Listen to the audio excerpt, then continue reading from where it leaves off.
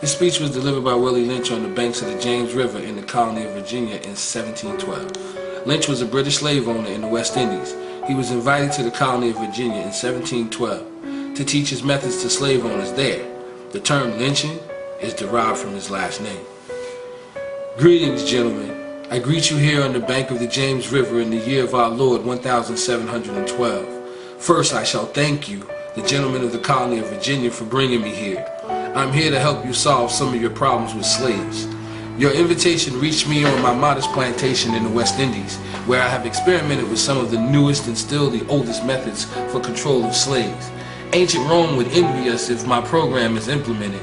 As our boat sails south on the James River, named for our illustrious king, whose version of the Bible we cherish, I saw enough to know that your problem is not unique. While Rome used cords of wood as crosses for standing human bodies along its highways in great numbers, you are here using the tree and the rope on occasions. I caught the whiff of a dead slave hanging from a tree a couple miles back. And you're not only losing valuable stock by hangings, you are having uprisings, slaves are running away, your crops are sometimes left in the fields too long for maximum profit, you suffer occasional fires, your animals are killed. Gentlemen, you know what your problems are. I do not have to elaborate. I am not here to enumerate your problems. I am here to introduce you to a method of solving them. In my bag here, I have foolproof method for controlling your black slaves. I guarantee every one of you that if installed correctly, it will control the slaves for at least 400 years. My method is simple. Any member of your family or your overseer can use it. I have outlined a number of differences among the slaves, and I take these differences and I make them bigger. I use fear, distrust, and envy for control purposes. These methods have worked on my modest plantation in the West Indies, and it will work throughout the South. Take this simple little list of differences and think about them. On the top of my list is age, but it's there only because it starts with an A. The second is color or shade. There is intelligence, size, sex, sizes of plantations, status on plantations, attitude of owners, whether the slaves live in the valley, on a hill, east, west, north, south, have fine hair, coarse hair, or is tall or short. Now that you have a list of differences, I shall give you an outline of action. But before that, I shall assure you that distrust is stronger than trust, and envy stronger than adulation, respect, or admiration. The black slaves, after receiving this indoctrination, shall carry on and will become self-refueling and self-generating for hundreds of years, maybe thousands. Don't forget, you must pitch the old versus the old black male versus the young black male. The young black male against the old black male. You must use the dark-skinned slaves versus the light-skinned slaves, and the light-skinned slaves versus the dark-skinned slaves. You must use the female versus the male, and the male versus the female. You must also have white servants and overseers who distrust all black, but it's necessary that your slaves trust and depend on us. They must love, respect, and trust only us. Gentlemen, these kids are your keys to control them. Use them. Have your wives and children use them. Never miss an opportunity. If used intensely for 1 year, the slaves themselves will remain perpetually distrustful. Thank you, gentlemen.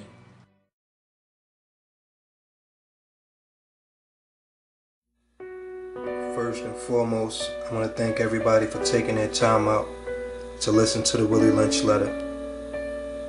But I also want to explain the picture that you see illustrated in front of you. For some people, it may be real simple to get. For others, they might need a little bit of explanation on what the picture may stand for. But basically, at the bottom of the picture, you see two young black men, one with a gun pointed to his head, the other one with a gun in his hand, and he's pointing the gun. And attached to the gun, you see a string. Attached to his wrist, you see a string. And attached to his elbow, you see a string.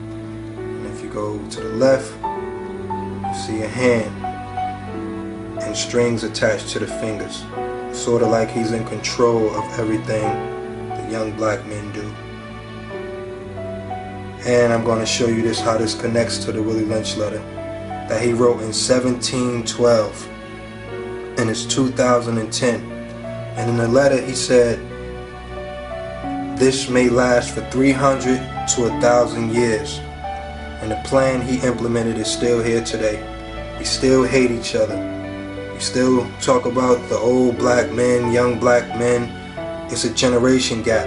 You talk about dark skin, light skin, everything he implemented in his letter, we still struggle with it today. So basically, if you got enough time where you can go read the Willie Lynch letter and see how it affects you every day, you know, I think you would gladly appreciate it. So I just want to thank everybody. It's Dashliving. They say we don't read, so you got to put everything in video or video format. So that's what I did for y'all, for the youth, and for people that's not going to read and take their time out. To everybody, they think they make their own decisions, they think they make their own choices. When the whole way your genetic trait and your DNA works, with somebody drawing up and creating it. So you live and you think, and your thought process is what someone created. So UndeniableTV, Dashliving, I'm out. We are anonymous. We are legion. We do not forgive. We do not forget. Expect us.